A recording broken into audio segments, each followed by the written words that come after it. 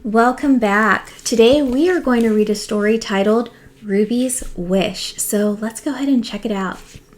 Ruby's Wish, written by Sharon Yim Bridges, illustrated by Sophie Blackall. If you walk down a certain road in a certain city in China, past the pet market with its yellow and green rice birds hopping in their bamboo cages, and the goldfish and the terrapins in their porcelain bowls, you will come to a block of houses, 5 houses wide and 7 houses deep. Many families live here now, but the buildings are brown with age and dirt. But if you look closely, you will see that once upon a time, this was all one house, the magnificent home of one family. The house was built by an old man who returned from the Gold Mountain. That was what the Chinese called California, when many men left to join the gold rush there, and few came back again. But as I said, this man did come back, and he came back very rich. And he did what rich men did in old China. He married many wives. His wives had many sons, and these sons also had many wives. So at one time, the house was filled with the shrieks and laughter of over 100 children. Amongst these children was a little girl that everyone called Ruby because she loved the color red. In China, red is the color of celebration. On New Year's Day, children receive red envelopes full of good luck money. Brides wear red on their wedding days, but Ruby insisted on wearing red every day. Even when her mother made her wear somber clothes like all the other cousins, Ruby would tie up her jet black hair with red ribbons. Because he had so many grandchildren, Ruby's grandfather hired a teacher to come to the house. Any grandchild who wanted to learn could join the classes. This was unusual in China in those days when most girls were never taught to read and write. Whenever the weather was fine, classes were held in the garden. The windows of Ruby's grandfather's office opened into that garden. Often he would rise from his desk to gaze out of his windows at his grandchildren.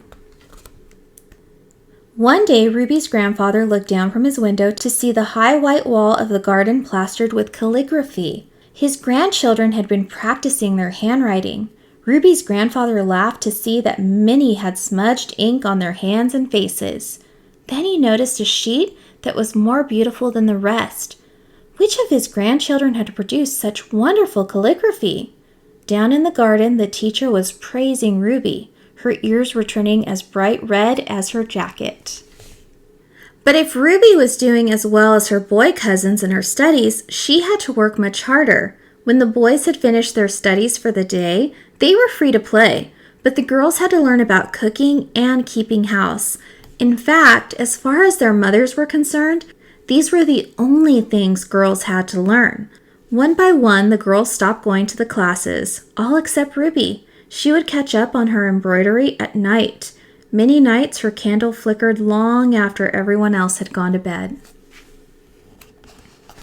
One day the children were asked to write a poem. Ruby wrote, "Alas, bad luck to be born a girl, whose luck to be born into this house where only boys are cared for." Ruby's teacher was very impressed by the poem. He showed it to Ruby's grandfather. Ruby's grandfather was also impressed, but he was worried about what the poem said. He summoned Ruby to his office. Ruby found her grandfather sitting in his chair, her poem spread open on his desk. "Did you write this poem?" asked Ruby's grandfather. "Yes, I did, grandfather," answered Ruby. "Do you really think that in this house we only care for boys?" "Oh no, grandfather," said Ruby, very sorry that she had upset him. "You take good care of all of us, and for that we are grateful." "Little Ruby," her grandfather said gently, "I really would like to know why you wrote this poem. How are the boys better looked after?" "Well," said Ruby, trying to think of a small, unimportant thing, "when it is the moon festival and we are each given half a moon cake, the boys always get the half with the yellow moon yolk." Said the grandfather, as if he was still waiting. "Is that so?"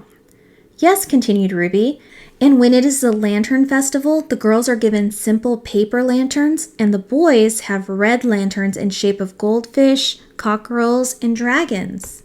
Ruby's grandfather chuckled. He never thought about it before. He could imagine how much Ruby would have liked a red lantern. But most importantly, said Ruby, staring hard at her red shoes, the boys will get to go to university, but the girls will be married. Don't you want to be married? Asked Grandfather. You know you are very lucky. A daughter of this house can marry any man. I know, Grandfather, said Ruby, but I'd much rather go to university. Ruby's grandfather touched her hair. Thank you for talking to me, Ruby, he said. Go on with your lessons. Make the most of them while you can. So Ruby went on with her lessons. Some of the boys grew up and went away to university. Some stayed in the house and started families of their own. But when they grew up, all the girls were married and sent away to live in their husbands' homes. Ruby knew it would soon be her turn.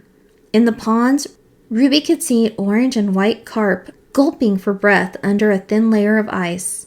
It would soon be Chinese New Year. Ruby felt sure it would be her last one at home. On New Year's Day, Ruby put on red velvet shoes and tied red ribbons in her hair. Then she went to wish everyone a Happy New Year. She started with her married cousins, then worked her way through her parents, aunts, and uncles. Each one gave her a red packet full of lucky money. Finally, she bowed before her grandfather. Good luck and prosperity, Grandfather, she said.